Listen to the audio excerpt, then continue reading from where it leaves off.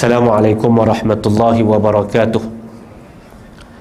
Innal hamdalillah nahmaduhu wa nasta'inuhu wa nastahdihi wa nastaghfiruh wa na'udzu billahi min shururi anfusina wa min sayyiati a'malina.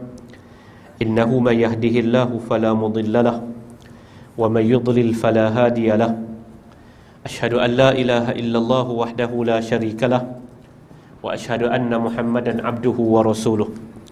Allahumma salli wa sallim wa zid wa barik ala habibina al-mustafa wa nabiyyina al-mujtaba Muhammad wa ala alihi wa ashabihi wa tabi'ina wa man tabi'ahum bi ihsanin ila yaumiddin, amma ba'd. Alhamdulillah, kita bersyukur kepada Allah Subhanahu wa taala kerana memberikan kesempatan kepada kita untuk bertemu pada malam ini. Mudah-mudahan Allah Ta'ala akan jadikan pertemuan ini sebagai pertemuan yang terbaik di sisinya, insya-Allah. Amin ya rabbal alamin. Pada malam ini dalam bab yang ke-128 daripada kitab Riyadhus Salihin, babu jawazi istilqa 'ala al-qifa wa wad'u ihda ar-rijlaini 'ala al-ukhra idza lam yakhaf inkishaf al-'awrah wa jawazul qu'ud mutarabbi'an wa mutahabbiban.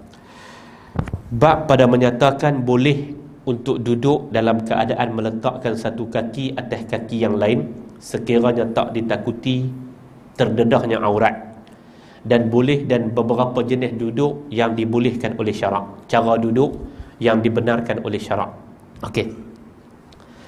Hadis yang pertama pada malam ini, an Abdullah bin Yazid radhiyallahu anhuma annahu ra'a Rasulullah sallallahu alaihi wasallam mustalqiyan fil masjid wadi'an ihda rijlaihi 'ala al-ukhra.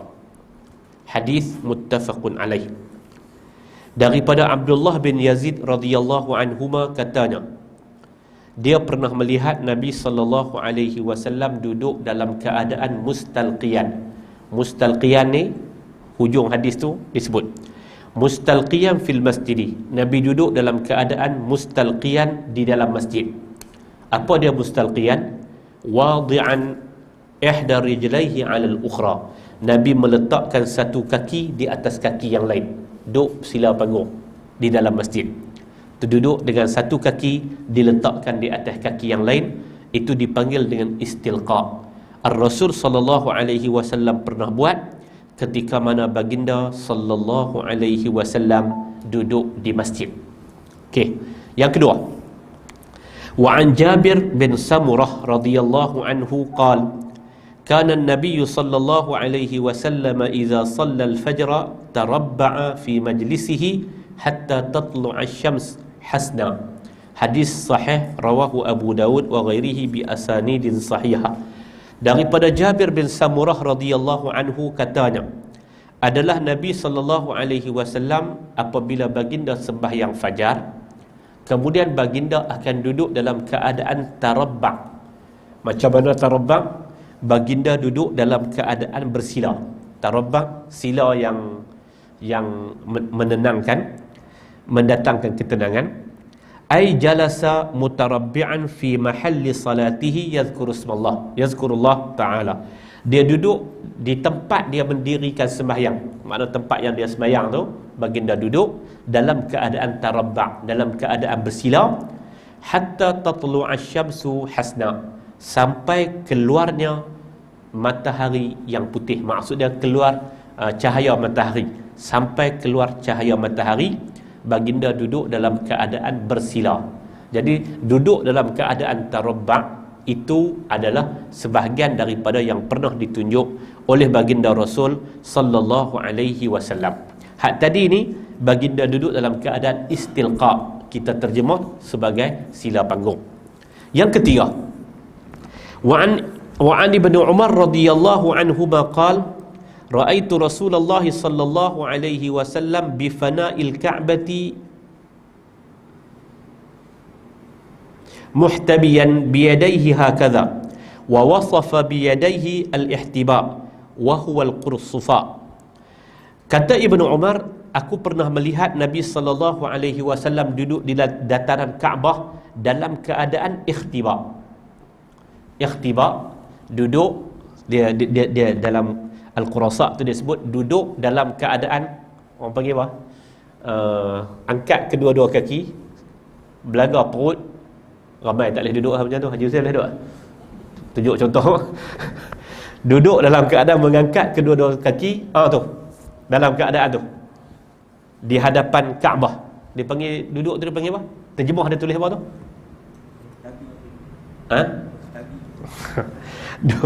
Ya, duduk dalam keadaan mengangkat kedua-dua belah kedua-dua belah kakinya ke begitu. Kemudian dan tangannya mengikat macam tu Haji Hussein duduk tu. Hak tu dia panggil dalam keadaan muhtabiyan ataupun al-ihtiba. Wa wasafa bi yadayhi al-ihtiba.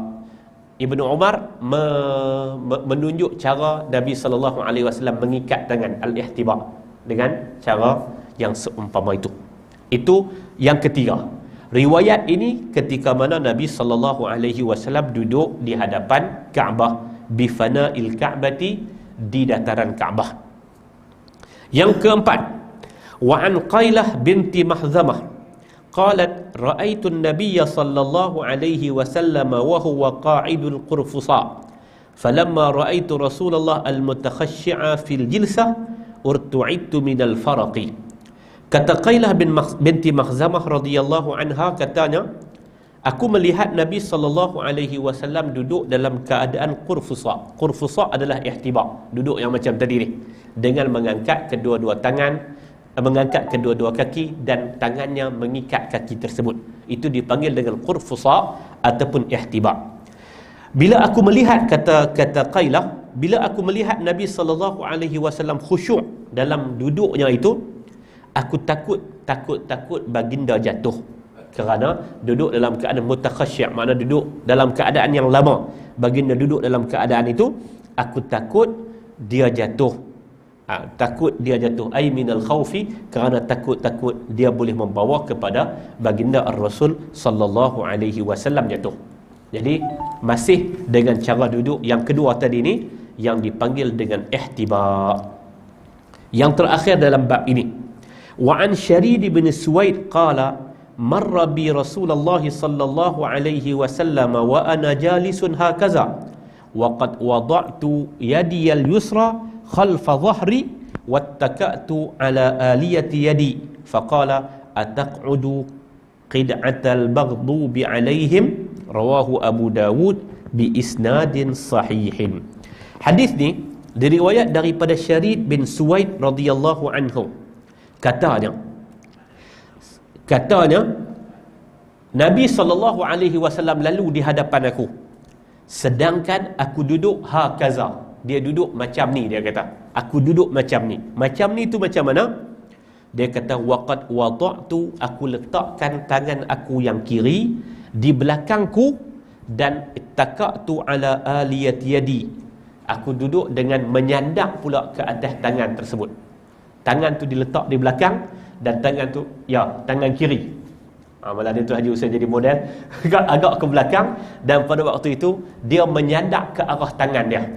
Lalu Nabi SAW tengok, Nabi kata ataq'udu qid'atal maghdubi alaihim, apakah kamu duduk macam cara duduk orang yang dimurkai ke atas mereka.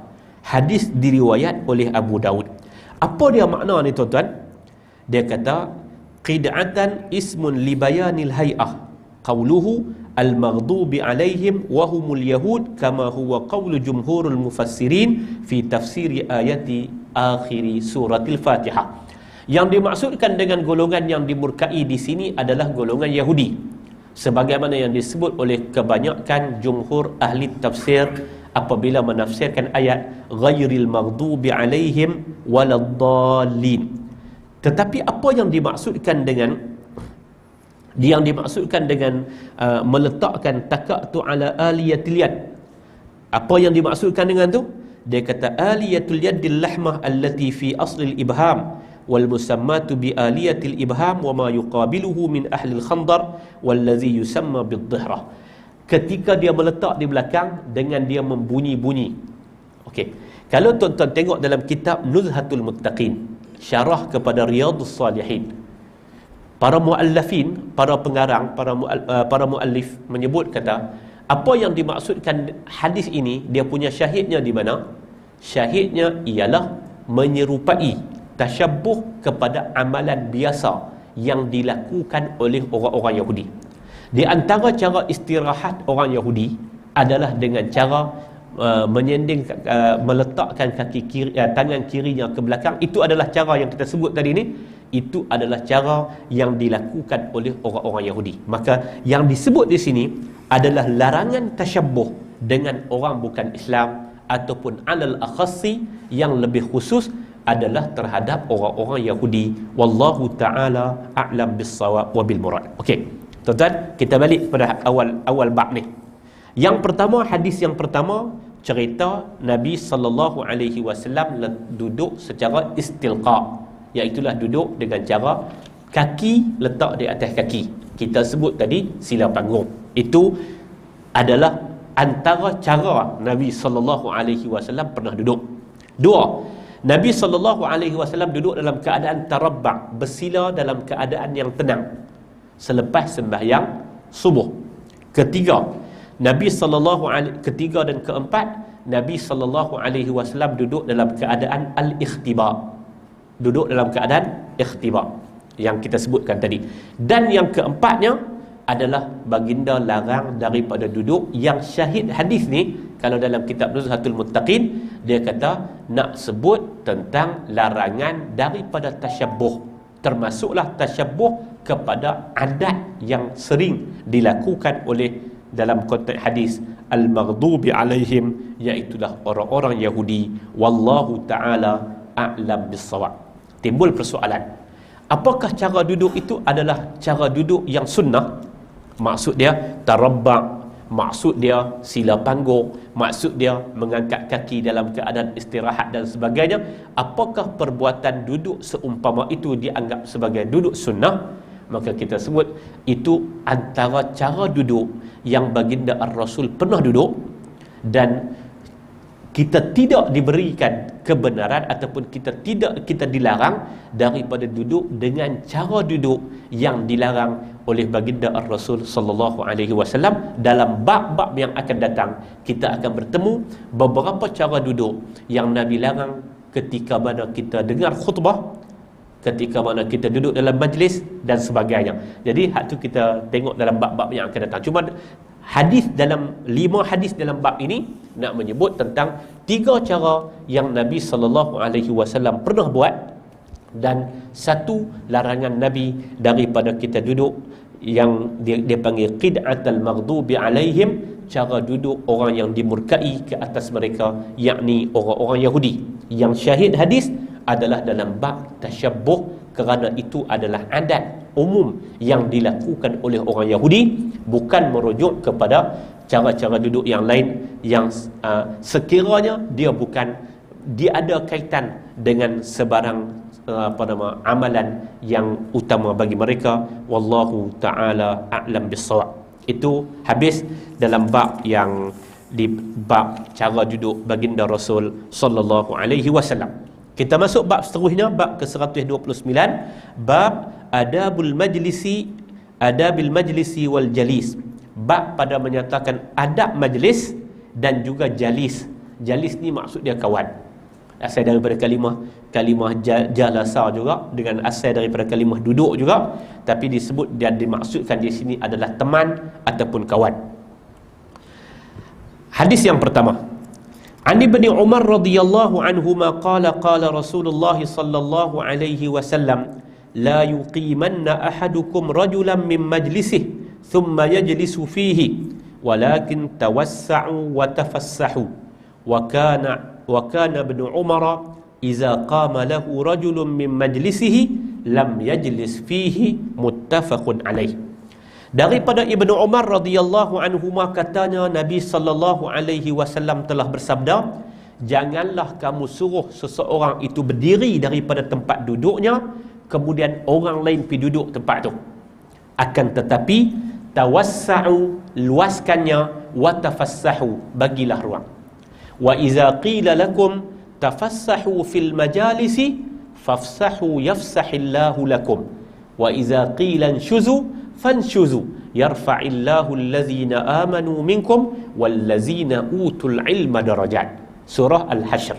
Allah Ta'ala sebut, apabila dikatakan kepada kamu tafassahu fil majalis, berilah ruang dalam majlis, fafsahu yafsahillahu lakum, maka hendaklah kamu beri ruang dalam majlis, Allah akan melapangkan ke ruang kepada kamu.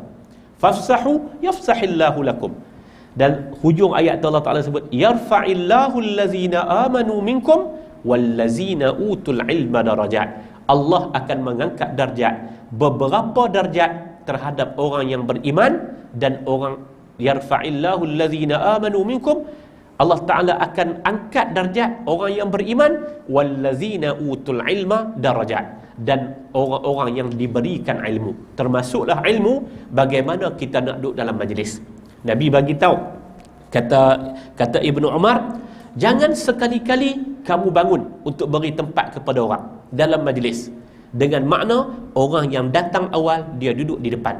Walakin tawassa'u wa tafassahu, akan tapi luaskan dan berilah ruang, dengan makna bila orang mai, jangan nanti kita akan jumpa Nabi larang daripada kita ambil duduk di tengah-tengah dan sebagainya. Nanti ada hadis-hadis yang seumpama itu. Nabi nak bagi tahu, kata ruangnya bukan dengan menggantikan tempat duduk, halau orang tu pergi duduk tempat lain, tidak, tetapi dengan pakat-pakat buka ruang lagi. Tawassa'u wa tafassahu, bukalah ruang dan luaskan tempat tersebut. Ai tawassa'u ay takallafu tawassu' lil qadim, wa tafassahu bimakna tawassahu, bimakna tawassa'u. Maksudnya apa? Maksudnya kamu genjak sikit dan kamu rapat-rapatkan yang di depan, bagi tempat dan ruang kepada orang yang datang kemudian. Itu makna tawassa'u, luaskan, wa tafassahu, dan kamu berikan ruang kepada orang yang baru datang. Wa kana Ibnu Umar radhiyallahu anhu idza qama lahu rajulun min majlisih lam yajlis fihi. Ibnu Umar apabila orang bangkit kerana nak bagi tempat kepada dia, dia tak akan duduk di tempat tersebut, kerana dia pegang kepada hadis ni, la yuqimanna ahadukum rajulan min majlisih. Okey. Hadis yang kedua dalam bab ni, an Abi Hurairah radhiyallahu anhu qala, idza qama ahadukum min majlisin summa raja'a ilaihi fahuwa ahaqqu bih. Daripada Abu Hurairah radhiyallahu anhu bahawa Nabi sallallahu alaihi wasallam bersabda, apabila seseorang daripada kalangan kamu berdiri daripada majlisnya, dia buat sebarang urusan, summa raja'a ilaihi, kemudian dia patah balik, fahuwa ahaqqu bih, maka dialah yang paling berhak dengan tempat tu. Tuan-tuan hadirin mukminin, daripada kedua-dua hadis ni kita nak buat macam ni. Dalam Nuzhatul Muttaqin dia sebut macam ni. Dia sebut, kata apa yang dituntutkan kepada kita dalam majlis terbuka, kecuali tempat yang memang maklum kena orang tu duduk. Tempat lain tidak boleh di-booking, tidak boleh ditentukan orang ni duduk tang ni, kecuali tempat yang memang maklum orang tu kena duduk. Tuan-tuan, di depan imam ni, bagi masjid yang telah ada imam yang rasmi, sudah tentu ada imam yang rasmi. Ar-Rasul sallallahu alaihi wasallam sebut apa? Kita pernah baca dalam Riyadhus Salihin, dalam bab yang sebelum ni, dalam bab-bab yang sebelum ni, Nabi kata, liyalini minkum ulul ahlami wan nuha summal lazina yalunahum summal lazina yalunahum. Yang nak duduk di belakang imam ni, kata Nabi, dalam konteks Nabi sebagai imam, Nabi kata, liyalini minkum ulul ahlami wan nuha, hendaklah mengiringi aku di kalangan kamu orang-orang yang telah ulul ahlami, orang-orang yang cerdik, orang yang telah bermimpi, makna dia orang yang dah dewasa, wan nuha, dan orang-orang yang cerdik. Dalam konteks imam telah ada martabat dia dan tertib dia, sudah tentulah yang nak duduk di belakang tu imam ni adalah orang yang bakal boleh mengganti tu imam, maka imam 2 ke, imam 3 ke dan sebagainya, orang itulah yang akan duduk di belakang tu imam. Maklum itu maklum pasal mungkin, tuan-tuan, mungkin tu imam tu getak ke hari tu, mungkin macam baru ni sebuah masjid, lepas bunyi tag, tu imam tu kelang kabut cari tag, tak jumpa, tuan-tuan. Jadi kod jadi kelang kabut hak macam tu, siapa yang nak ganti? Hak tu imam satu lagi. Hak tu imam, satu lagi. Sebab tu dia perlu kepada orang yang punyai ulul ahlami wan nuha, orang yang ada kecerdikan dan keupayaan untuk menjadi imam. Dia duduk di belakang tu imam. Ataupun dalam majlis halaqah tu adalah halaqah ilmu, ditentukan untuk orang yang nak mengajar, orang yang nak menyampaikan muzakir, orang yang nak sampaikan tazkirah dan sebagainya. Tempat tu tak perlu direbuti. Tu yang disebut dalam kitab Nuzhatul Muttaqin, tempat-tempat yang memang maksus kepada orang-orang yang seumpama itu tidak boleh direbuti. Adapun tempat umum lain, macam dalam Masjidil Haram, Masjidil Nabawi, ataupun di mana-mana masjid, tempat lain itu umum. Siapa yang datang awal, nanti kita akan jumpa hadis yang menyebut kata orang yang mari lewat nak duduk macam mana. Orang yang mari awal, dia duduk di tempat yang seharusnya dia duduk. Wallahu ta'ala a'lam. Satu. Yang kedua, dalam hadis yang kedua, kalau dah duduk macam ni tuan-tuan, duduk dalam konteks yang hampir penuh ni, apabila ada satu orang bangun untuk pergi qada hajat ke apa sebagainya, kalau tuan-tuan tengok di Masjidil Haram, di Madinah Al-Munawwarah dan sebagainya, dia akan tanda kan, dengan letak serban, dengan letak tasbih ke, dengan letak apa ke, sebagai tanda kata ada orang tertentu. Kalau dia patah balik, fahuwa ahaqqu bih, maka dialah yang berhak. Dialah yang berhak kepada tempat tersebut. Hadis yang ketiga. Wa an Jabir bin Samurah qala kunna iza ataina an-nabi sallallahu alaihi wasallam jalasa ahaduna haitsu yantahi. Rawahu Abu Dawud wa Tirmizi wa qala hadisun hasanun. Daripada Jabir bin Samurah radhiyallahu anhu katanya, adalah kami apabila kami mendatangi Nabi sallallahu alaihi wasallam, seseorang daripada kalangan kami akan duduk di mana dia tamat. Maksud dia apa tuan-tuan? Haitsu yantahi, di mana yang habis. Dengan makna orang yang berhak untuk orang yang awal, dia akan duduk depan. Kemudian dia akan duduk depan. Kemudian dia akan duduk di mana habis orang yang terakhir, orang yang seterusnya akan duduk di belakang ni. Di mana yang terakhir seterusnya, orang akan duduk. Itu yang disebut sebagai haitsu yantahi.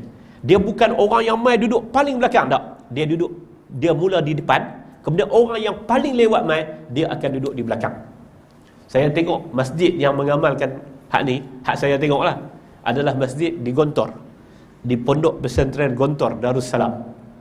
Bila dia masuk berapa minit sebelum waktu azan tu, dia mula buat pengumuman, budak-budak akan mai. Budak-budak masuk, terus dia akan pergi di saf hadapan.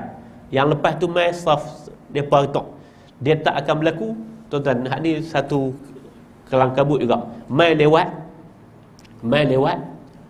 sembahyang Jumaat 1.20. Soal berapa dah ni? 1.33. Dia tu imam pun tak. Apa pun tak, dia mai 1.48. Tok khatib dia baca khutbah dah. Dia kira masuk langkah orang.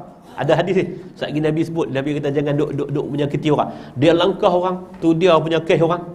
Mai duduk saf paling depan. Depan tu imam.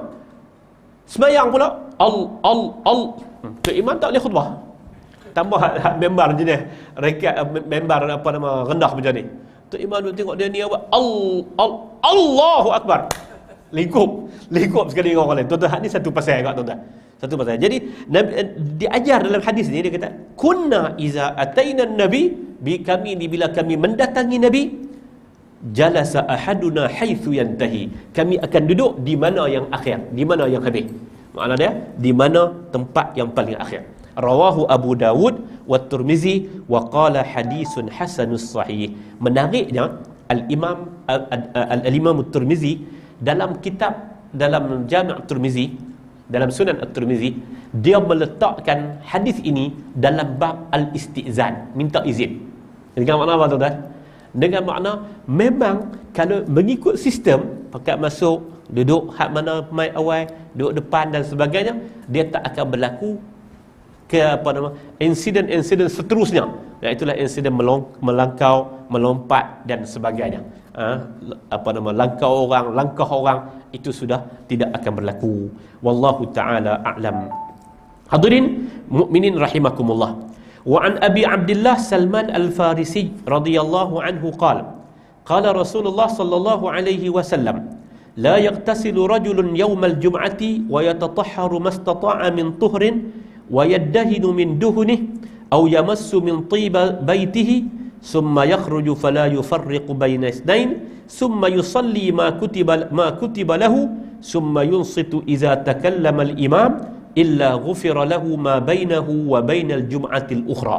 Rawahu al-Bukhari.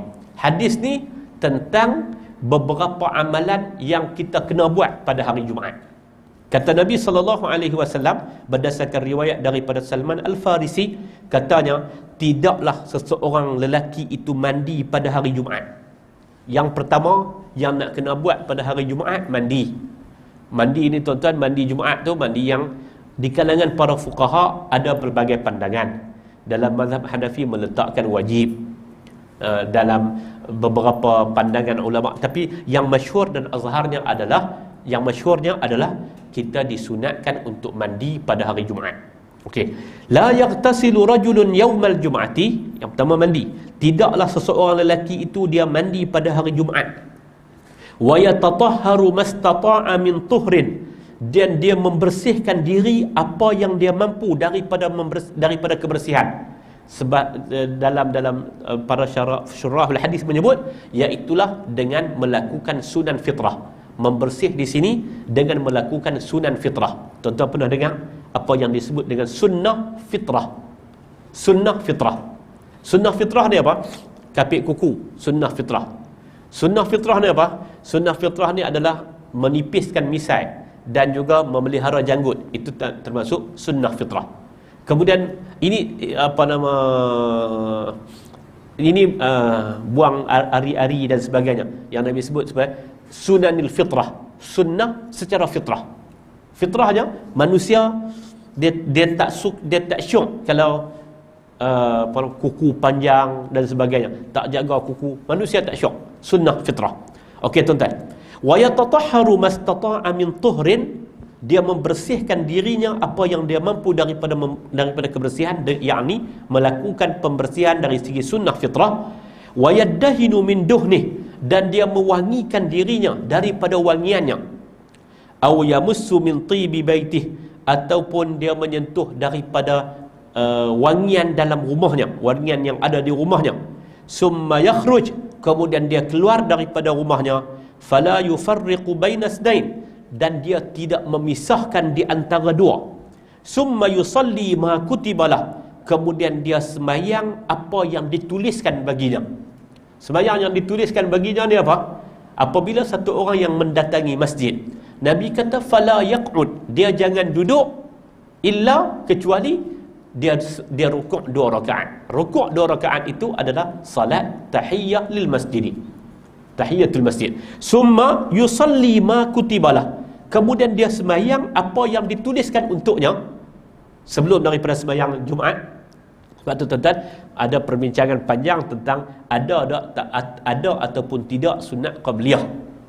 Antara orang yang tulis panjang dan agak mudah adalah adalah sebuah kitab yang berjudul Jawapan yang bermanfaat bagi persoalan azan Jumaat dan sunat qabliyah, ditulis oleh Syekh Ismail Lutfi, hafizahullah. Saya ingat buku ni dah lama dah, pada ketika Raja Perlis baru-baru menjadi yang di-Pertua Agong. Lepas Raja Perlis, siapa tu? Saya banyak tahu dah, kira banyak lama dah beliau tulis, kerana pada kali pertama Raja Perlis pergi sembahyang di Pulau Pol, dia pergi berangkat duduk di Kuala Lumpur. Sembahyang Jumaat yang pertamanya adalah di Pulau Pol. Di Perlis lepas tak sembahyang qabliyah, tak ada sembahyang qabliyah. Maka dia timbul soalan. Kemudian Syekh Ismail telah tulis agak panjang tulisan tu, ditulis dengan tajuk Jawapan yang bermanfaat bagi azan 2 kali dan sembahyang qabliyah Jumaat. Ditulis, saya yang rumikan, dan saya tengok ada diterbitkan oleh Jahabirsa, penerbitan Jahabirsa ada tulis. Ada perbincangan, termasuklah pandangan An-Nawawi, pandangan Al-Imamul Ghazali dan sebagainya, tentang sebenarnya apa hukum sembahyang qabliyah pada hari Jumaat. Qabliyah bagi Jumaat itu ada ataupun tidak. Itu kita bincang dalam bab fiqh lah. Cuma saya nak sebut, yang dimaksud summa yusalli ma kutiba lahu adalah tahiyatul masjid. summa yunsit iza takallama al-imam. Kemudian hendaklah yunsit, dia diam apabila imam berbicara. Summa yunsit iza takallama al-imam. Kemudian dia mendiamkan dirinya ketika mana imam berbicara, yakni ketika mana imam berkhutbah. Illa, kecuali ghufira lahu ma bainahu wa bainal jum'atil ukhra, melainkan akan diampunkan baginya di antara Jumaat itu dengan Jumaat yang akan datang. Tuan-tuan, hadirin mukminin rahimakumullah. Hadis ni nak cerita apa? Hadis ni nak bagi tahu nak ajar kepada kita tentang satu orang yang menyambut Jumaat secara berencana. Menyambut Jumaat secara yang berencana. Dia mandi atas niat mandi sunat hari Jumaat. Kemudian dia membersihkan dirinya dengan tatahur sunan fitrah. Dia membersihkan dirinya mengikut sunan fitrah yang kita sebut tadi ni, trim misai, tengok janggut dan sebagainya. Kemudian dia mewangikan dirinya daripada wangian. Kemudian dia pergi ke masjid dan dikaitkan di sini fala yufarriqu bainasnaini, dia tidak memisahkan di antara dua. Dia pergi duduk celah-celah orang, bukan lagu tu. Fala yufarriqu bainasnain, maksud dia tidak memisahkan di antara dua orang. Dia pergi duduk tempat yang lapang, kemudian dia solat apa yang ditentukan baginya, solat qabli, solat tahiyatul masjid. Kemudian dia dengar imam berkhutbah, illa ghufira lahu, dia buat 6 step ni, illa ghufira lahu, dosa dia akan diampun di antara Jumaat itu dengan Jumaat yang satu lagi. Di antara Nabi kata ma bainahu wa bainal jum'atil ukhra, di antara Jumaat itu dengan Jumaat yang lain, yakni Jumaat yang satu lagi akan diampun. Maknanya dia mai ke masjid ini sebagai satu orang yang merencana kedatangan dia bagi menyambut hari Jumaat, hari yang baik dalam hidupnya ini. Hadis yang seterusnya dengan makna yang lebih kurang sama. Wa an Amr bin Shu'aib an abihi an jaddihi anna Rasulullah sallallahu alaihi wasallam qala la yahillu lirajulin an yufarriqa baina ithnaini illa biiznihima. Wa fi riwayat li Abi Dawud la yujlas baina rajulaini illa biiznihima. Daripada Amru bin Shu'aib, daripada bapanya, daripada datuknya radhiyallahu anhum, bahawa Nabi sallallahu alaihi wasallam bersabda, tak halal bagi seorang lelaki untuk memisahkan di antara dua orang illa biiznihima, melainkan dengan keizinan keduanya. Dengan makna dia tengok ada jarak, dia mai duduk di tengah. Ya, salah satu daripada tanda izin itu bila dua-dua orang ni tak tunjuk reaksi marah, tanda izin lah. Bagi dia duduk dengan keizinan. Tidak boleh dia duduki satu tempat di antara dua lelaki, di antara dua orang, melainkan dengan izin biiznihima, dengan izin keduanya. Salah satu daripada tanda kata mereka izin, mereka tak tunjuk tentang protes. Dan kita pun tahu kata kita pergi duduk tu tidak menyakiti siapa-siapa. Main duduk sempit dah. Dia main duduk dah lah dia bagi dengan kaki pula tu isyarat. Ni tuan-tuan pernah tengok dulu mereka viralkan video dia duduk sah dua, sah ketiga. Tu Arab kan, satu orang mai ke dua orang mai ke dia mai yang orang yang keempat, dia tarik kawan tu jatuh, luku sudah, baru kawan tu faham. Kawan tu buat pun tak betul, cuma nak bagi tahu kata perbuatan yang seumpama itu dilarang oleh Nabi. Nabi kata jangan, tidak halal bagi seseorang lelaki memisahkan di antara dua orang yang telah duduk dalam keadaan tenang illa biiznihima, melainkan dengan keizinan daripada keduanya. Wa an Huzaifah radhiyallahu anhu anna Rasulullah sallallahu alaihi wasallam la'ana man jalasa wastal halaqah, rawahu Abu Daud bi isnadin hasanin. Wa ruwiya Tirmizi an Abi Mijlas anna rajulan qa'ada wasta halaqatin faqala Huzaifah mal'unun ala lisani Muhammadin sallallahu alaihi wasallam aw la'ana Allahu ala lisani Muhammadin man jalasa wasta halaqah. Qala Tirmizi hadisun hasanun sahih. Daripada Huzaifah al-Yaman radhiyallahu anhu, Huzaifah bin al-Yaman radhiyallahu anhu, bahawa Nabi sallallahu alaihi wasallam melaknat melaknat orang yang duduk di tengah-tengah halaqah. Nabi melaknat orang yang duduk di tengah-tengah halaqah. Daripada Abi Mijlas, riwayat Tirmizi, dia sebut ada satu orang lelaki, dia mai qa'ada wastal halaqah, dia mai duduk di tengah halaqah. Faqala Huzaifah, lalu Huzaifah dia kata mal'unun ala lisani Muhammadin sallallahu alaihi wasallam, terlaknatlah di atas lisan Nabi Muhammad. Makna dia perbuatan yang seumpama itu terlaknat di atas lisan Nabi kita Muhammad sallallahu alaihi wasallam. Ataupun la'anallahu ala lisani Muhammadin, Allah Ta'ala melaknat perbuatan tersebut di atas lisan Muhammad. Man jalasa wastal halaqah, siapa yang pergi duduk di tengah-tengah halaqah bulatan, dia pergi duduk di tengah-tengah halaqah. Apa makna ni? Qauluhu, kata hadis ni, man jalasa wastal halaqah, orang yang pergi duduk di tengah-tengah halaqah tu dianggap sebagai orang yang terlaknat. Ai man ya'ti halqata qaumin fayatakhattar riqab wa yajlis wastal halaqah wa qad yahulu bainal wujuh wa yahjibu ba'dhum an ba'din fayatadarraruna bimakanihi wa maq'adihi wal la'nuha huna lil iza. Tuan-tuan, apa maksud dia? Apa maksud dia kata duduk di tengah-tengah halaqah ni? Iaitulah satu orang yang mai lambat. Dia mai halaqah yang telah sedia ada. Kemudian ia takhattar riqab, dia langkah ni bawa orang ni. Dia langkah bawa orang, dia pisah orang, dia perendah kepala orang, muka orang, dia tolak muka orang dan sebagainya. Pasal apa? Pasal dia nak pergi duduk depan. Halaqah duduk ada tu, dia nak pergi duduk paling depan. Pasal apa?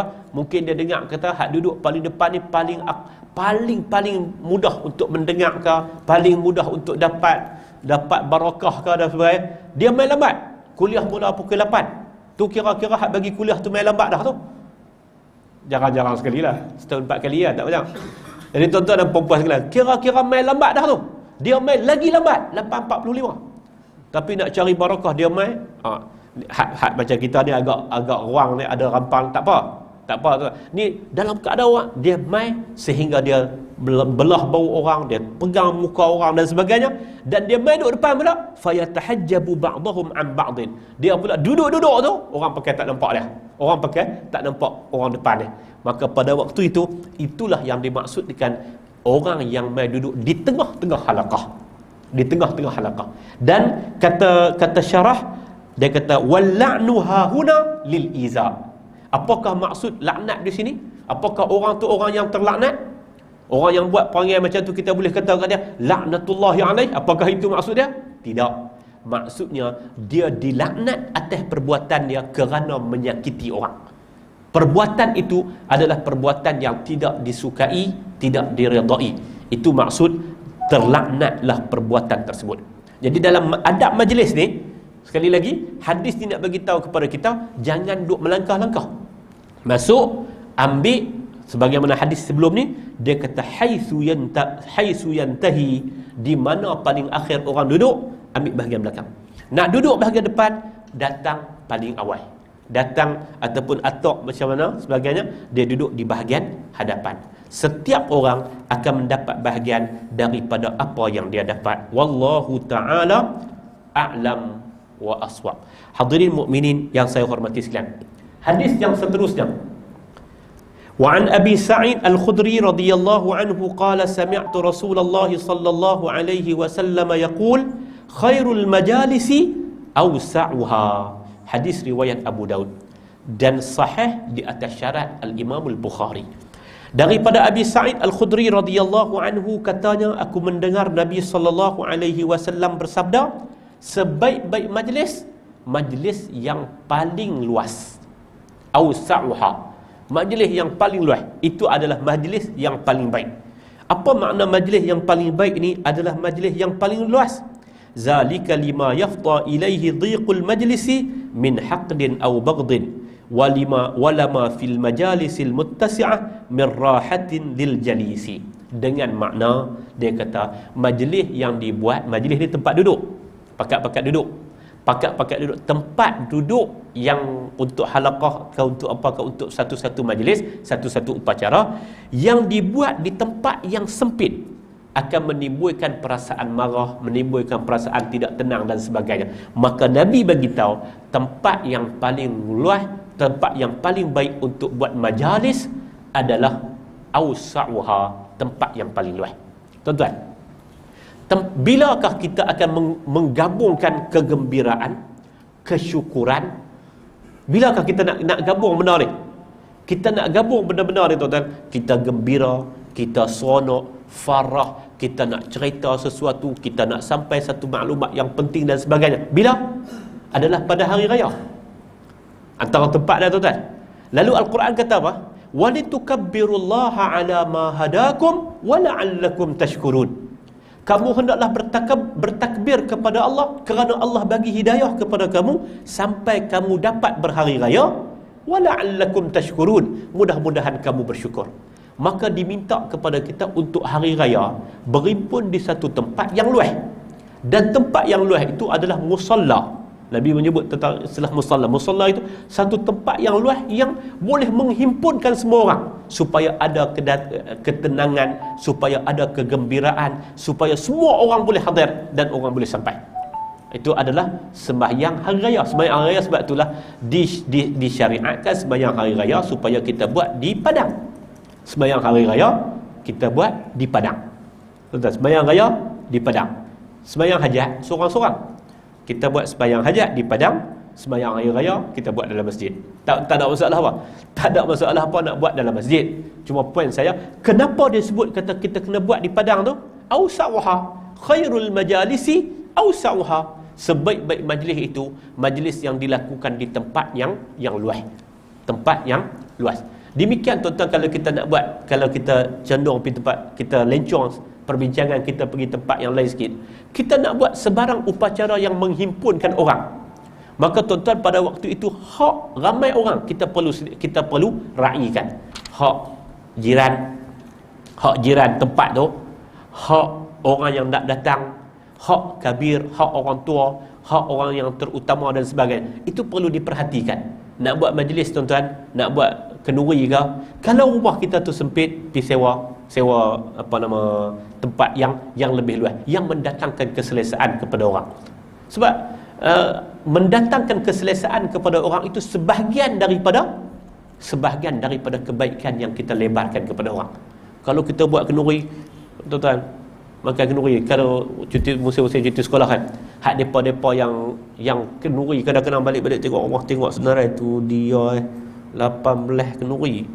Nak pihak mana, tuan-tuan. Hak jenis macam tu, tuan-tuan. Dah lah nak ligan 18 kenduri dan sebagainya.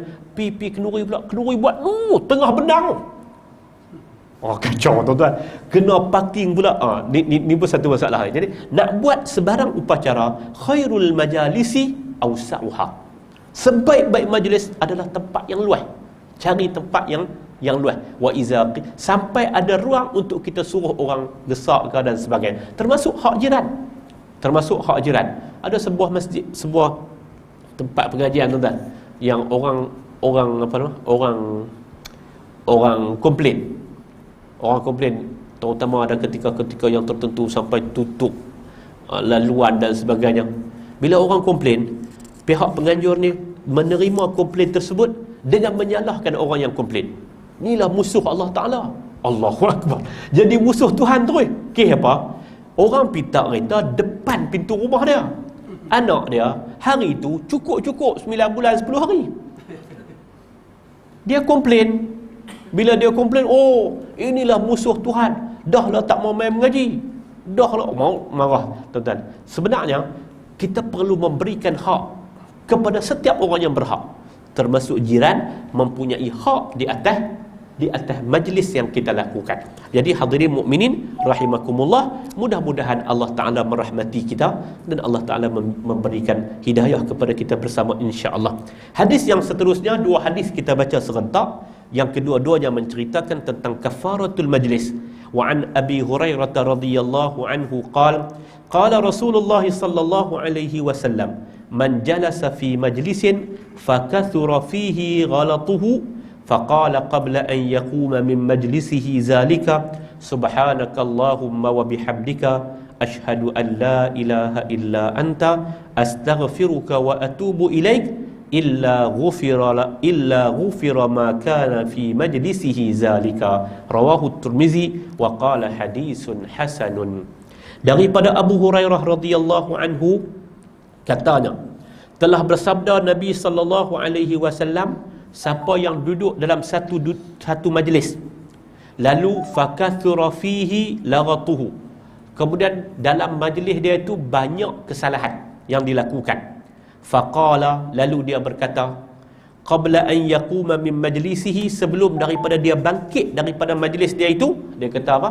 Subhanakallahumma wa bihamdika ashhadu an la ilaha illa anta astaghfiruka wa atubu ilaik. Maha suci engkau ya Allah, dan dengan kepujian kepadamu aku bersaksi bahawa tidak ada Tuhan melainkan engkau. Aku memohon keampunan kepadamu dan aku bertaubat kepadamu. Apa berlaku? Illa ghufira ma kana fi majlisihi zalika, melainkan Allah Ta'ala akan ampun kesalahan yang dilakukan dalam majlis itu. Tuan-tuan, perhati hadis yang kedua. Hadis yang pertama tadi ni, Nabi kata, siapa yang duduk dalam satu majlis, ada kesalahan dalam majlis tersebut, kemudian dia berkata sebelum daripada dia bangun daripada majlis tersebut, subhanakallahumma wa bihamdika asyhadu an la ilaha illa anta astaghfiruka wa atubu ilaik, Allah akan mengampunkan dosa yang dilakukan dalam majlis tersebut. Yang kedua dalam hadis tentang kafaratul majlis ni, wa an Abi Barzah radhiyallahu anhu qala kana Rasulullah sallallahu alaihi wasallam yaqulu bi akhirati iza arada an yaquma minal majlisi subhanakallahumma wa bihamdika ashhadu an la ilaha illa anta astaghfiruka wa atubu ilaik. Adalah Nabi sallallahu alaihi wasallam akan berkata di akhir apabila baginda nak bangun daripada majlis, subhanakallahumma wa bihamdika ashhadu an la ilaha illa anta astaghfiruka wa atubu ilaik. Beza dengan hadis yang pertama. Faqala rajulun, seorang lelaki bertanya, ya Rasulullah, innaka la taqulu qawlan ma kunta taquluhu fima madha. Wahai Rasulullah, kamu telah berkata satu perkataan yang kamu tak pernah kata sebelum ni. Faqala, Nabi berkata, zalika kafaratul lima yakunu fil majlisi. Demikian itu adalah kafarah bagi apa yang berlaku dalam majlis tersebut. Hadirin mukminin yang saya hormati sekalian, apa dia beza di antara dua ni? Hadis yang pertama, Nabi menggunakan kalimah laghatah, maknanya melakukan kesalahan. Dalam majlis kita ni tuan-tuan, mungkin kita ada kesalahan berbicara, kesalahan fakta, kesalahan adab dan sebagainya. Majlis ni tuan-tuan bukan majlis yang dirujuk di sini, bukan majlis yang rasmi yang dibuka dengan salam dan sebagainya. Hatta Rasulullah SAW ni dalam apa-apa yang baginda duduk secara beramai-ramai, bila nak tutup, baginda nak bangkit, baginda akan sebut subhanakallahumma wa bihamdika asyhadu an la ilaha illa anta astaghfiruka wa atubu ilaik. Satu. Hadis yang kedua, Nabi tak guna langsung unsur kesalahan. Dengan makna apa tuan-tuan? Tuntutan ini adalah tuntutan sunnah. Tak salah, mungkin 5-6 minit kita duduk 5-6 minit ya, 5-6 minit baca hadis Nabi, di mana salah? Tak ada kesilapan dalam mensyarahkan hadis Nabi, tak ada salah. Sebagai contoh, apa dia nak berlaku? Itu pun Nabi SAW kata, zalika kafaratul lima yakunu fil majlisi. Mudah-mudahan dia menjadi kafarah daripada apa yang berlaku dalam majlis tersebut. Dengan makna sama ada kesalahan ataupun tak ada kesalahan. Disuruh ni majlis yang seumpama ni, majlis yang kita baca Al-Quran, kita baca hadis Nabi, kita majlis yang baik, itu pun Nabi suruh tutup dengan subhanakallahumma wa bihamdika, puji Allah, segala maha suci Allah, maha suci kamu ya Allah, dan kepujian itu hanya kembali kepadamu. Astaghfiruka wa atubu ilaik, di hujung tu, aku beristighfar kepadamu ya Allah dan aku bertaubat kepadamu. Kerana kita tak tahu apa-apa kesalahan, dan Nabi kata dia akan jadi kafarah. Kalau ada kekurangan sikit-sikit di sana, salah sikit dan sebagainya, kita tutup dengan kafarah. Kita duduk sembang di simpang kepala, di simpang, di kepala simpang, tuan-tuan. Kita duduk sembang, kadang-kadang ada kita buat salah dalam perbincangan tersebut. Kita bermesyuarat, majlis kita bermesyuarat. Takut ada unsur-unsur, maka nak tutup majlis tu, Nabi ajak kepada kita untuk sama-sama kita berdoa dengan menyebut subhanakallahumma wa bihamdika asyhadu an la ilaha illa anta astaghfiruka wa atubu ilaik. Tentang kafarah ni, tentang tasbih kafarah ni, tuan-tuan, ada di kalangan sahabat pakat duduk sembang tentang sababun nuzul ataupun ayat tentang tafsiran ayat surah Al-Fatih. Iza jaa nasrullahi wal fath wa ra'aitan nasa yadkhuluna fi dinillahi afwaja fasabbih bihamdi rabbika wastaghfir innahu kana tawwaba. Apabila telah datang pertolongan daripada Allah dan berlakulah pembukaan, kamu akan lihat manusia masuk ke dalam agama Allah ini berbondong-bondong buat kebajikan. Orang pakat masuk. Bila orang pakat masuk, buat apa? Fasabbih, maka hendaklah kamu bertasbih kepada Allah, wastaghfir, dan kamu beristighfar kepada Allah. Kedua-dua unsur ni, tasbih dan istighfar ni, ada dalam tasbih kafarah. Kita buat baik, hasil ni dapat hasil yang baik. Kita mesyuarat untuk kebaikan, mesyuarat jawatan kuasa masjid, mesyuarat buat untuk kebaikan ni, untuk kebaikan. Ajaran kepada kita diajar supaya kita minta Allah Ta'ala bagi kita tasbihkan Allah, dan kita juga istighfar. Ada di kalangan sahabat sebut, famaza ba'da tasbihi wal istighfar illa intiha. Tidak ada setelah tasbih dan istighfar melainkan penutup. Lalu mereka kata, turunnya iza jaa nasrullahi wal fath itu sebagai lambang ajalnya Nabi sallallahu alaihi wasallam. Ajal Nabi. Selepas tasbih dan istighfar apa? Penutup. Demikian dalam majlis kita, selepas tasbih dan istighfar apa? Penutup. Dan selepas kita buat semua, kita bincang, kita sampai dan sebagainya, selepas kita berbincang dan sebagainya, kita tutup dengan tasbih, memuji Allah yang memberikan kekuatan untuk kita buat keputusan, yang memberikan kekuatan dan pedoman kepada kita untuk kita menentukan satu-satu pendirian. Kemudian wastaghfir, istighfar, takut-takut dalam keputusan yang kita lakukan itu ada kesalahan. Itu yang Nabi SAW sebut. Tapi fa iza azamta fatawakkal 'ala Allah. Apabila kamu dah azam, kamu dah tentu dah keazaman kamu, fatawakkal 'ala Allah, bertawakkallah kepada Allah, qadi rabbul izzati wal jalal. Itu satu, tuan-tuan, kafaratul majlis. Jadi kafaratul majlis ni kita kena jadikan dia sebagai amalan kita. Hatta kalau kita duduk kecil-kecil ya, bincang jawatan kuasa kecil, bincang 3-4 orang dan sebagainya, tak payah tengah sembang cantik-cantik tajuk macam-macam lah, 58 tokoh, 2.6 bilion, macam-macam tajuk lah ni. Lah tajuk cukup banyak. Tengah nak berhenti, dia kita pakai balik. Maka dengan ini marilah sama-sama kita tutup. Tak payah macam tu, tak apa. Masing-masing pakai kata subhanakallahumma wa bihamdika asyhadu an la ilaha illa anta astaghfiruka wa atubu ilaik. Okey. Hadis yang seterusnya. Wa an ibni Umar radhiyallahu anhuma qala qallama kana Rasulullah sallallahu alaihi wasallam yaqumu min majlisin hatta yad'u bihaula'i ad-da'awat.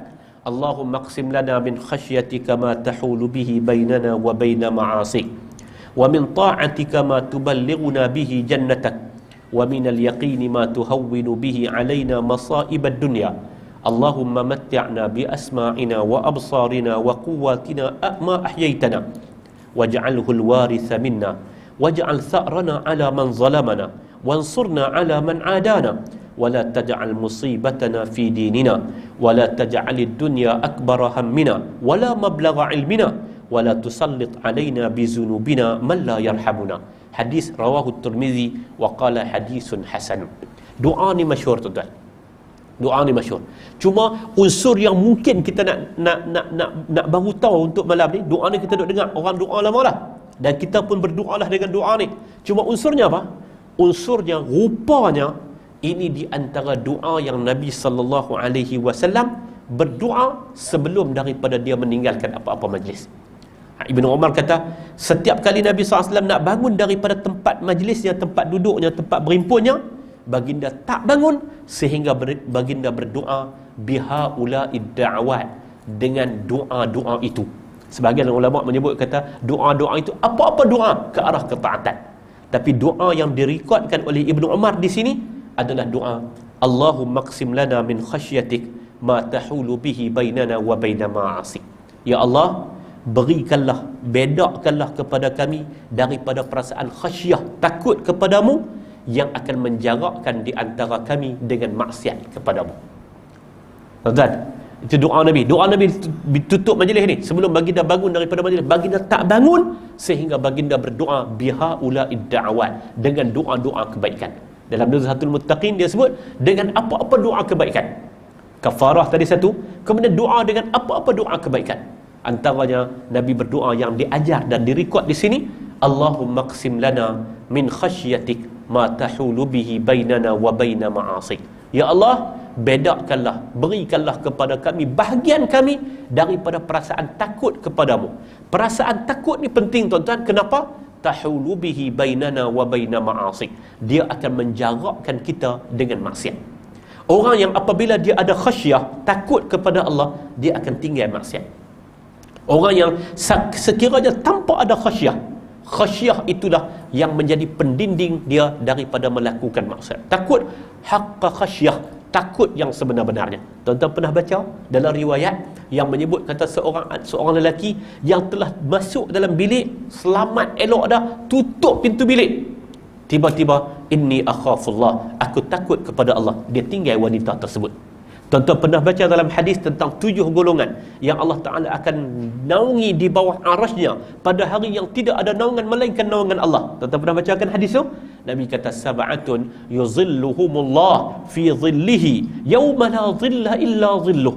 7 golongan yang Allah Ta'ala akan berikan lindungan di bawah arasnya pada hari yang tidak ada lindungan melainkan lindungan Allah. Salah satu dia apa? Warajulun, seorang lelaki, isda'athum ra'atin, digoda oleh seorang perempuan. Perempuan yang macam mana? Zata mansabin wa jamalin. Perempuan tu adalah perempuan yang berpangkat. Yang berpangkat tuan-tuan. Pangkat, dia ada mansab, ada kedudukan yang tertentu. Hak jenis ada lah, gelaran dia saja 2 baris. Tuan-tuan, kadang-kadang kan gelaran saja, profesor lagi, doktor lagi, datuk lagi. Lah ni macam-macam. Kita tengok profesor mengajar sekolah, mengajar universiti mana? Tak ada, hak ni profesor kecantikan. Oh, profesor kecantikan.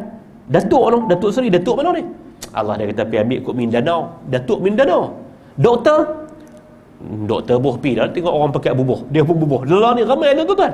Dia bubuh nama baris atas. Nama dia pendek ya. Bubuh baris bawah.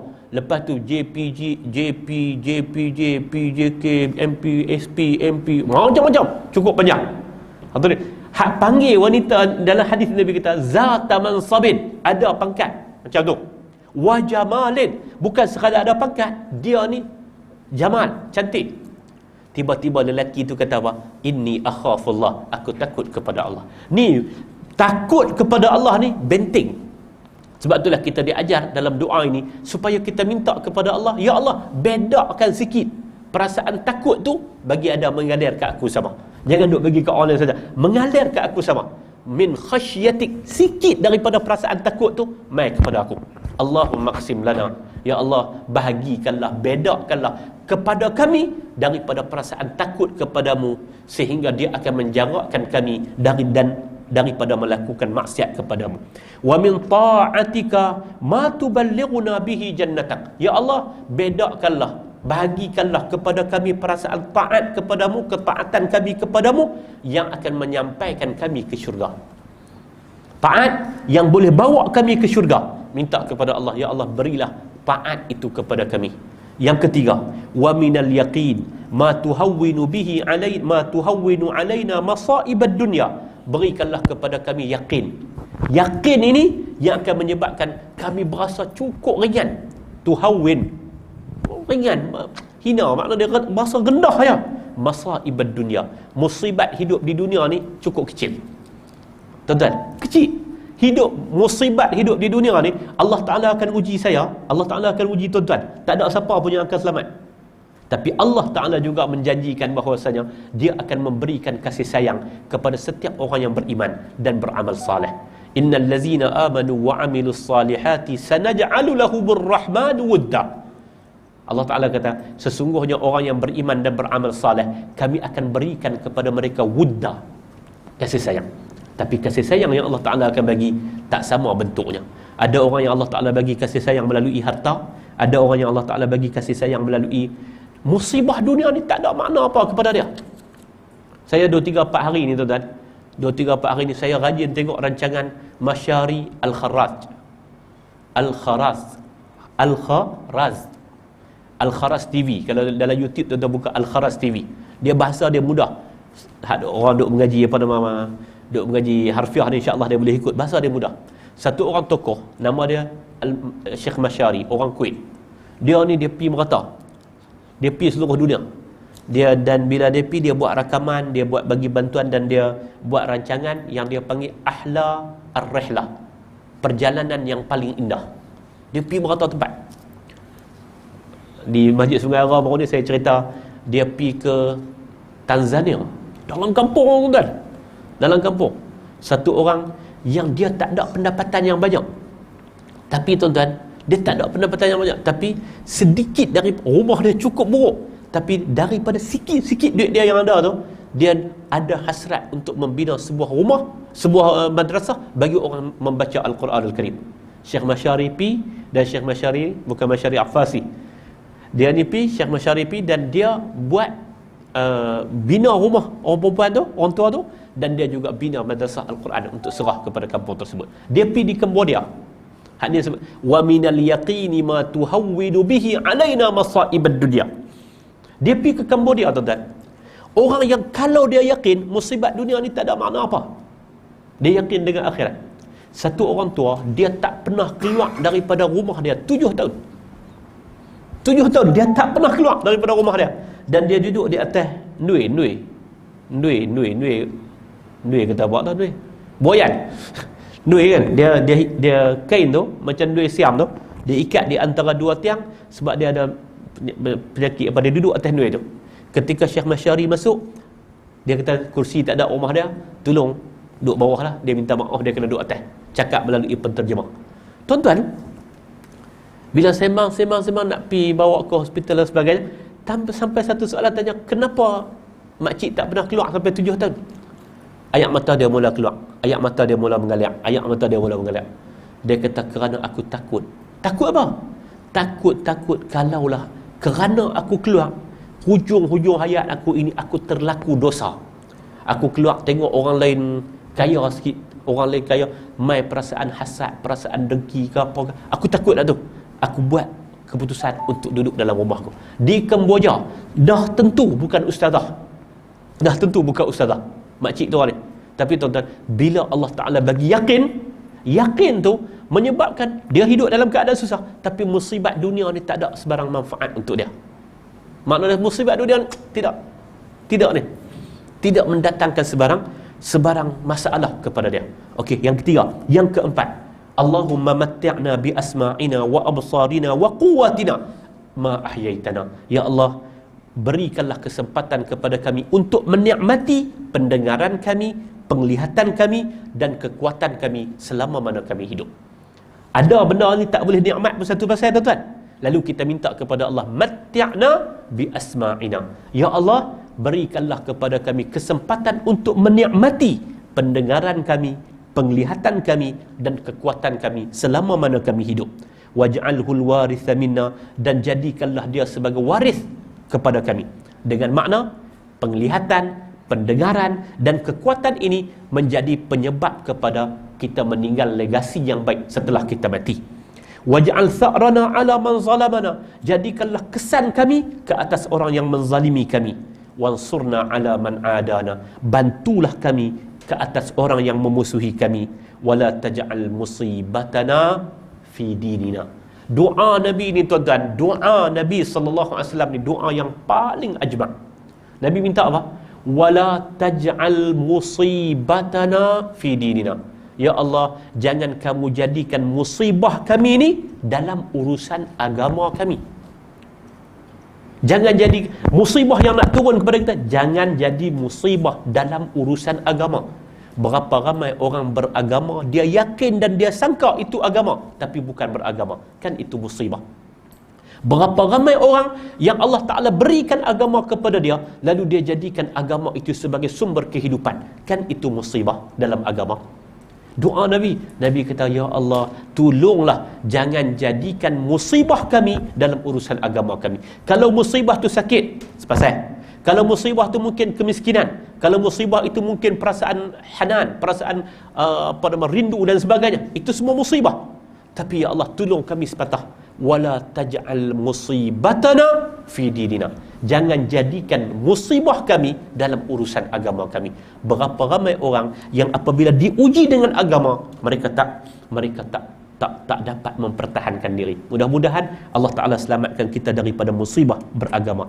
Wala taj'alid dunya akbara hammina. Jangan jadikan dunia ni sebagai akbara hammina, kepentingan keutamaan kita yang paling besar. Jangan jadikan dunia ni sebagai urusan yang paling besar bagi kami ya Allah. Wala mablagha ilmina. Jangan jadikan dia sebagai ilmu yang paling atas bagi kami. Wala tusallit alaina man la yarhamuna. Ya Allah, jangan kamu jadikan pemimpin kami orang yang menguasai kami, orang yang tidak kasih kepada kami. Dalam hadis Nabi kata, sebaik-baik pemimpin yang orang semua kasih kepada dia dan dia kasih kepada rakyat. Itu pemimpin yang baik. Sejahat-jahat pemimpin, orang pun benci kat dia, dia pun benci kat orang. Nabi kata, sejahat-jahat pemimpin, orang melaknat dia dan dia melaknat orang. Itu adalah sejahat-jahat pemimpin. Wala tusallit alaina man la yarhamuna. Ya Allah, jangan kamu letakkan penguasaan ke atas kami bagi orang yang tidak pernah mengasihani kami. Hadirin mukminin rahimakumullah. Poin dia apa? Doa ni cukup bagus tuan. Doa ni sepasal kita syarah sikit doa, tapi poin paling utamanya, Nabi sallallahu alaihi wasallam tidak pernah menutup mana-mana majlis tempat yang baginda duduk, melainkan baginda akan bermohon kepada Allah. Mungkin hadanallahu wa iyyakum ajma'in. Mudah-mudahan Allah Ta'ala berikan hidayah kepada kita bersama. Mudah-mudahan Allah Ta'ala jadikan kita di kalangan orang yang memahami agama, beramal dengan agama. Itu sebahagian daripada doa ad-da'awat as-salihat, doa-doa yang baik. Tapi yang Nabi buat, yang rekodnya adalah Allahumma qsim lana min khasyatik ila akhir. Hadirin mukminin rahimakumullah, mudah-mudahan kita beramal dengan doa ni dan mudah-mudahan Allah Ta'ala bagi benda-benda ni. Benda yang cukup penting. Khasyah ni penting tuan-tuan. Taat ni penting. Yakin ni penting. Menikmati nikmat-nikmat yang Allah Ta'ala beri ni adalah satu perkara yang cukup penting. Manusia hanya akan menikmati pendengaran, penglihatan dan juga kekuatan diri ini ketika mana sudah hilang. Waktu tu manusia akan cuba menikmatinya, tapi sudah tidak berguna lagi. Mudah-mudahan Allah Ta'ala merahmati kita dan menjadikan ini sebagai bekalan kepada kita ketika bertemu dengan Allah Qadi Rabbul Izzati wal Jalal. Hadirin mukminin, hadis, ada 3 hadis lagi tuan-tuan, kita perhabis. Wa an Abi Hurairah radhiyallahu anhu qala Rasulullah sallallahu alaihi wasallam, ma min qaumin yaqumuna min majlisin la yazkuruna Allah Ta'ala fihi illa qamu an misli jifatil himar wa kana lahum hasrah.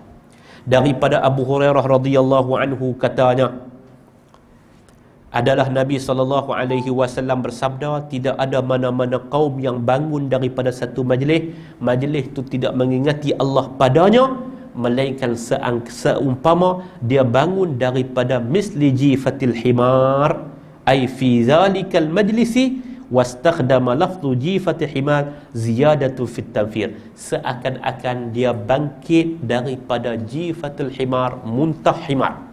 Kenapa digunakan bangkai himar, jifatul himar, daripada bangkai himar? Kenapa digunakan kalimah jifah, bangkai ini? Dia kata kerana nak tunjuk kata tempat yang cukup buruk, majlis yang tidak diingati nama Allah padanya, itu adalah majlis yang cukup buruk. Wa kana lahum hasrah, maka bagi mereka itu kerugian. Wa anhu ay an Abi Hurairah radhiyallahu anhu qala, ma jalasa qaumun majlisan lam yazkuru ismallaha ta'ala wa lam yusallu ala nabiyyihim fihi illa kana alaihim tiratun fa in syaa'a 'adzabahum wa in syaa'a ghafara lahum. Mana-mana orang yang duduk dalam satu majlis yang tidak mengingati Allah padanya dan tidak bersalawat ke atas nabinya sallallahu alaihi wasallam, melainkan mereka itu duduk dalam keadaan tirah. Tiratun dalam bab sebelum ni, bab bulan lepas dalam kitab Adabun Naum disebut tiratun. Apa makna tiratun? Hasratun wa nadamatun, rugi dan menyesal. Siapa yang duduk dalam satu majlis yang tidak pernah mengingati nama Allah dan tak selawat kepada Nabi, melainkan ke atasnya tiratun, penyesalan dan juga kerugian di hari kiamat kelak. Fa in syaa'a 'adzabahum wa in syaa'a ghafara lahum. Kalau Allah Taala mau, Allah Taala boleh ampunkan depa. Kalau Allah Taala mau, Allah Taala boleh azab mereka, dan kalau Allah Taala mau, Allah Taala boleh ampunkan mereka. Majlis yang tidak ada mengingati nama Allah padanya, tak ada langsung ayat Allah diperdengarkan, dan tidak bersalawat kepada baginda Nabi sallallahu alaihi wasallam. Abu Hurairah juga meriwayatkan hadis, katanya, man qa'ada maq'adan lam yazkur ismallah ta'ala fihi kanat alaihi minallahi tiratun wa man ittaja'a madja'an la yazkur ismallah fihi kanat alaihi minallahi tiratun. Siapa yang duduk qa'ada, duduk di satu tempat yang tidak mengingati nama Allah padanya, maka ke atasnya itu adalah kerugian dan penyesalan. Dan siapa yang tidur dalam keadaan tidak mengingati Allah, maka dia juga akan mendapat tiratun, yakni dia akan mendapat penyesalan dan juga kerugian dalam hidupnya. Jadi itulah tuan-tuan, hadis-hadis yang berkaitan dengan adabul majlis, dan kita boleh ambil banyak manfaat daripada hadis-hadis ini. Bagaimana perkara yang paling pokok yang diajar oleh Nabi adalah majlis itu perlu diatur dengan cara yang cantik, dengan orang yang utama datang akan duduk di depan dan orang yang seterusnya di belakang dan sebagainya. Kemudian Nabi sebut tentang majlis yang baik adalah majlis yang ditutupi dalam keadaan kita memohon keampunan daripada Allah Qadi Rabbul Izzati wal Jalal. Dan ada satu doa yang diajar kepada kita, tuan-tuan kena hafal doa ni. Allahumma qsim lana min khasyatika ma tahulu bihi bainana wa baina ma'asik wa min ta'atika ma tuballighuna bihi jannatak wa min al-yaqini ma tuhawwinu bihi alaina masa'ib ad-dunya.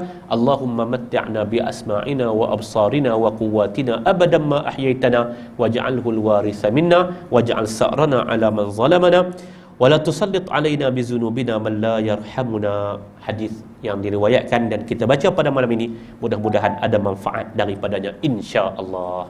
Mudah-mudahan ada manfaat. Kita tangguh untuk malam ni 9-8 minit dah. Kita sambung pula 2 minggu daripada sekarang dengan tajuk mimpi. Tajuk mimpi. Babur ru'ya wa ma yata'allaqu biha. Bab pada menyatakan mimpi dan apa yang bersangkutan dengannya. 2 minggu lagi kita akan cerita mimpi-mimpi yang indah. Tok Adam turun di Kedah, cerita ijazah serban, cerita ni banyak lah tuan-tuan. Jadi mudah-mudahan kita bertemu lagi 2 minggu akan datang dalam keadaan kita membaca dan meneliti hadis-hadis yang berkaitan dengan ru'ya wa ma yata'allaqu biha. Mudah-mudahan ada manfaatnya, mudah-mudahan ada keberkatannya, mudah-mudahan Allah Ta'ala mengampun dan memaafkan kita bersama. Wa sallallahu ala nabiyyina Muhammad wa ala alihi wa sahbihi wa baraka wa sallam, walhamdulillahi rabbil alamin. Subhanakallahumma wa bihamdika asyhadu an la ilaha illa anta astaghfiruka wa atubu ilaik. Wa sallallahu ala nabiyyina Muhammad walhamdulillahi rabbil alamin. Wassalamu alaikum warahmatullahi wabarakatuh.